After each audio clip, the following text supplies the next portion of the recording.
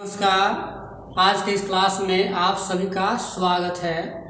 आज हम लोग इस क्लास में रिजोनेंस के बारे में जानेंगे कि रिजोनेंस क्या होता है। हिंदी में इसे अनुनाद कहते हैं और अंग्रेजी में इसके लिए टर्म दिया गया है रिजोनेंस।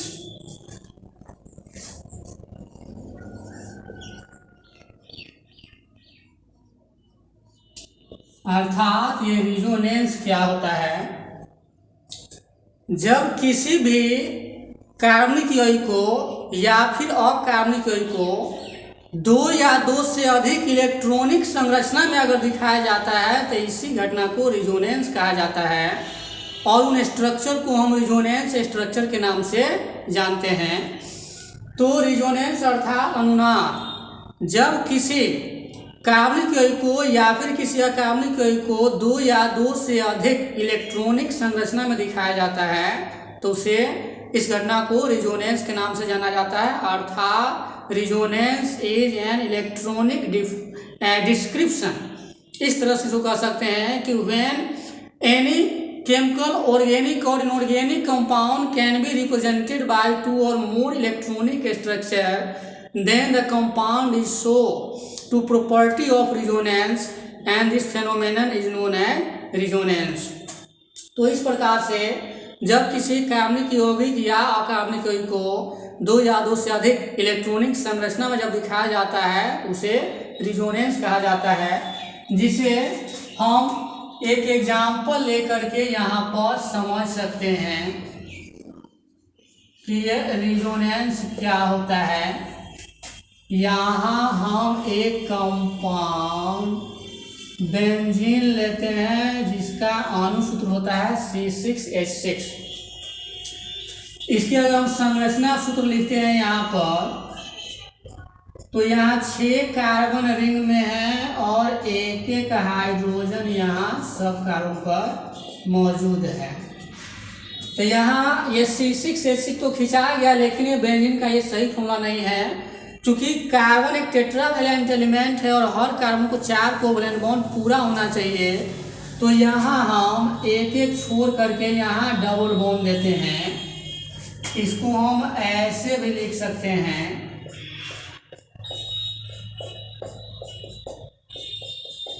ये अल्टरनेट डबल बॉन्ड भी हम यहाँ पर दे सकते हैं।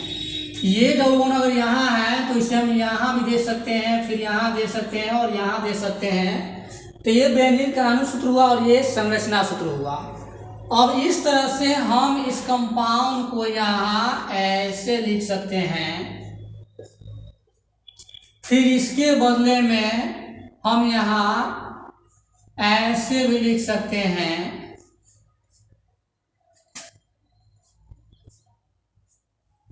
तो यहाँ हम क्या देख रहे हैं कि ये डबल बॉन्ड यहाँ पर है, यही डबल बॉन्ड यहाँ पर आ जाता है और ये डबल बॉन्ड यहाँ पर आ जाता है और फिर ये डबल बॉन्ड यहाँ पर आ जाता है और ये डबल बॉन्ड यहाँ पर आ जाता है। ये दोनों एक ही स्ट्रक्चर है। कहने का मतलब ये हुआ कि इसी कंपाउंड के बदले में हम ये लिखे हैं और इस कंपाउंड के बदले में हम ये लिखे हैं। तो ये अणुसूत्र हुआ, ये इसका संरचना सूत्र हुआ और ये दोनों इसका रिजोनेंस फॉर्मूला होता है। इसी के बदले में ये लिखा गया है और इसके बदले में ये लिखा गया है।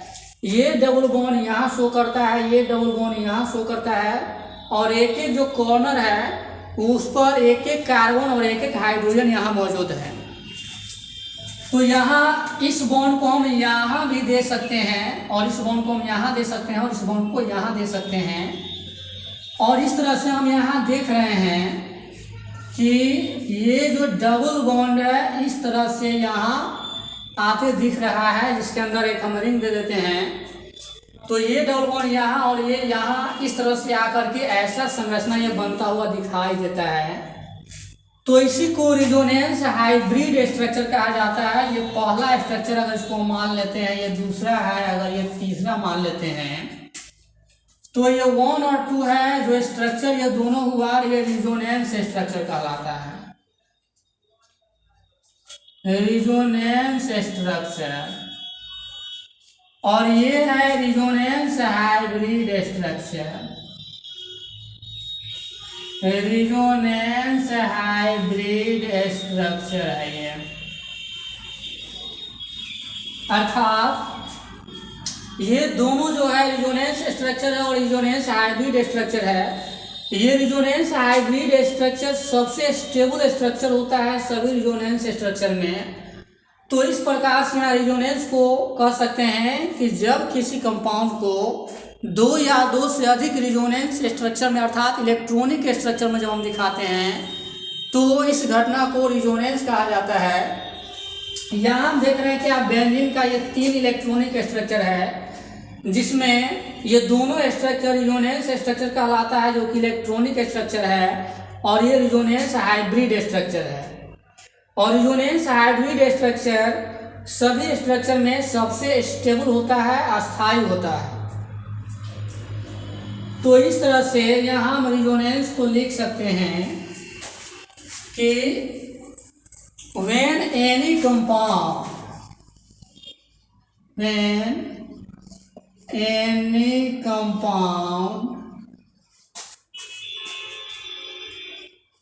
is represented by 2 or more electronic structure, 2 or more electronic structure,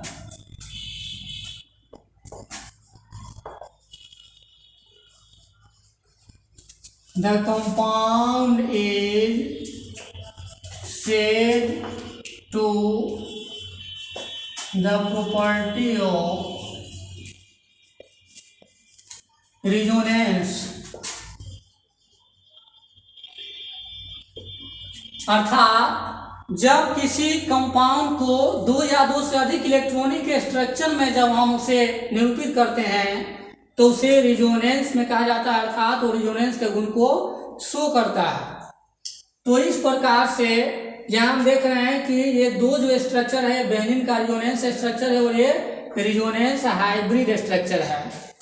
यहाँ का नौ लिख सकते हैं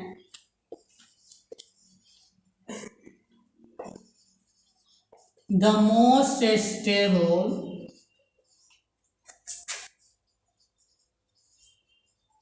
structure is called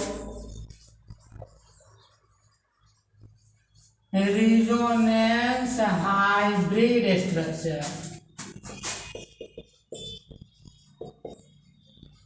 अर्थात जो सबसे स्टेबल स्ट्रक्चर होता है वो रिजोनेंस हाइब्रिड स्ट्रक्चर होता है। जैसे कि यहाँ बेंजीन का ये दोनों रिजोनेंस स्ट्रक्चर हुआ और ये रिजोनेंस हाइब्रिड स्ट्रक्चर है। अब जितना ज़्यादा रिजोनेंस स्ट्रक्चर होगा उसका रिजोनेंस एनर्जी उतना ही अधिक होता है। अब रिजोनेंस एनर्जी है क्या, तो एनर्जी जो डिफरेंस होता है वो मोस्ट स्टेबल रिजोनेंस स्ट्रक्चर में और रिजोनेंस हाइब्रिड स्ट्रक्चर में वही उसका जो एनर्जी डिफरेंस रिजोनेंस एनर्जी कहा जाता है। तो इस प्रकार से अगर बेंजीन में 2 रिजोनेंस स्ट्रक्चर है, अगर नेप्थलीन में अगर वो 3 रिजोनेंस स्ट्रक्चर है तो नेप्थलीन का रिजोनेंस स्ट्रक्चर बेंजीन की अपेक्षा ज़्यादा होगा। तो इस तरह से अब रिजोनेंस एनर्जी क्या है इसे भी हम लोग यहाँ जान सकते हैं। ये टॉपिक हो गया resonance energy.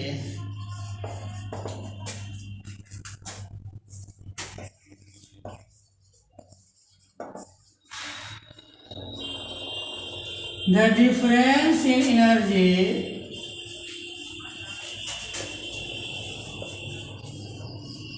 between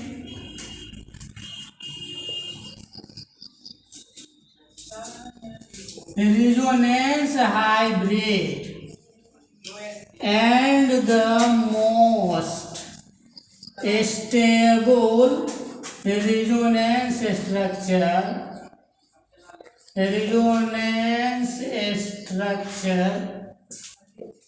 is called resonance energy.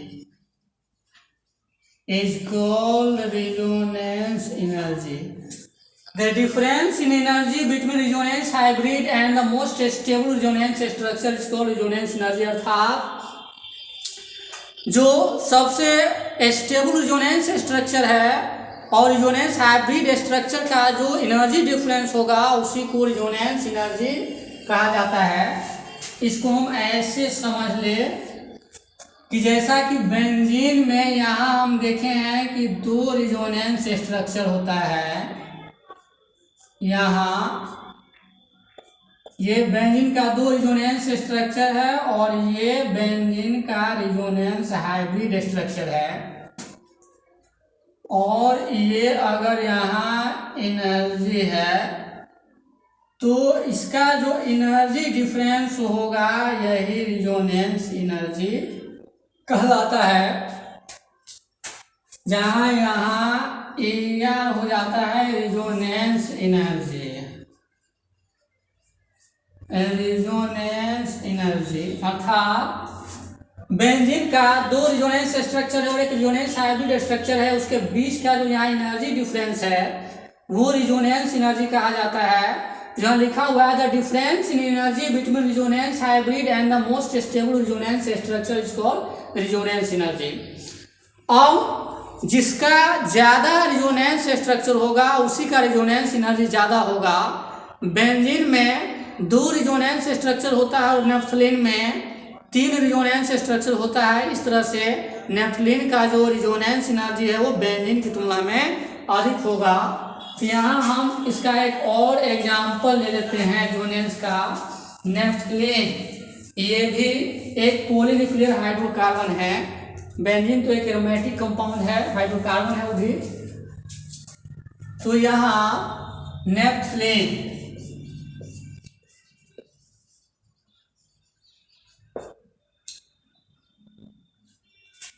यहाँ इसका अगर हम फॉर्मूला लिखते हैं तो ये नेफ्थलीन का फॉर्मूला हो जाता है। इसको हम ऐसे भी लिख सकते हैं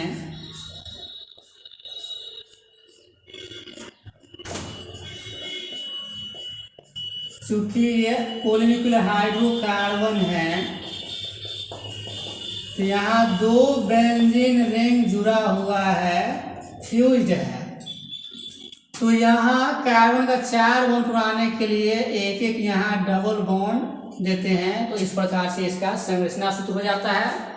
फिर इसका मॉलिक्यूलर फॉर्मूला हो जाएगा आपको C10 और H आपको भी यहाँ पर 1 2 3 4 5 6 7 8 हो जाता है। C10 और H8 ये इसका मॉलिक्यूलर फॉर्मूला है। ये भी हाइड्रोकार्बन है जो पॉलीन्यूक्लियर हाइड्रोकार्बन है, जिसके बारे में हमने पढ़ा भी है पहले एक क्लास में अर्थात 12 यूनिट में जब कंपाउंड का वर्गीकरण चल रहा था उसमें। तो ये पॉलीन्यूक्लियर हाइड्रोकार्बन है।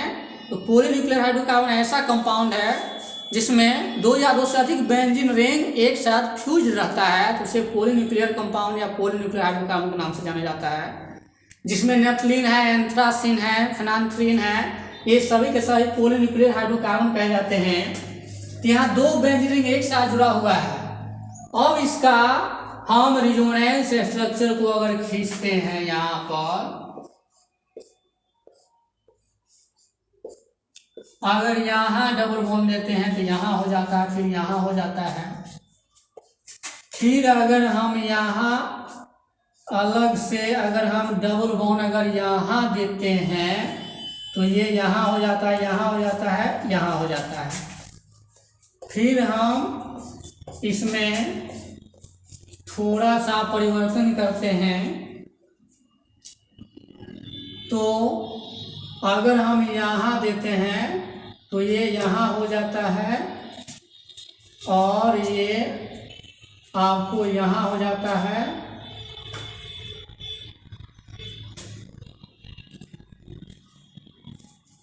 और ये आपको एक यहाँ है तो इधर। फिर अगर ये हम यहाँ देते हैं, फिर अगर हम ये चीज़ यहाँ देते हैं तो सेम हो जाएगा। अब यहाँ नहीं दे करके इसमें हम यहाँ अगर देते हैं तो फिर एक यहाँ पर आ जाता है, फिर वही चीज आ जाता है,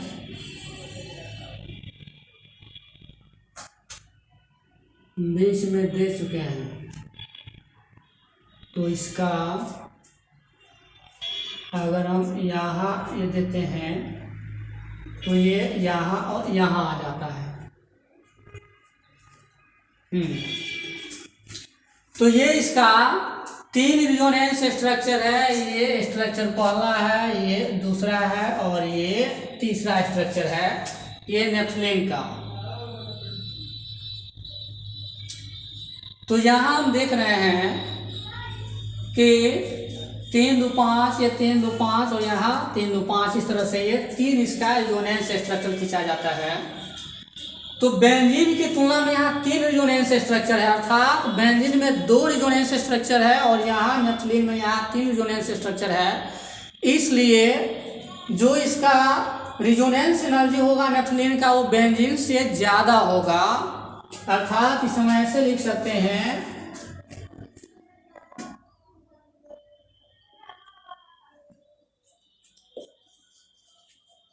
more and more resonance structure,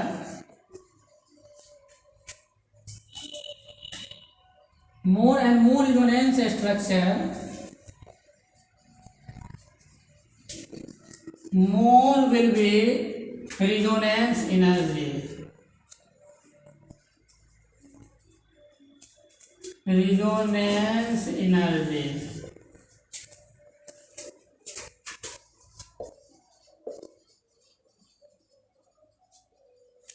The resonance energy of nepheline is more than the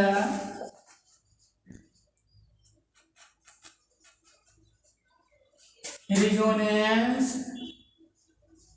energy of benzene.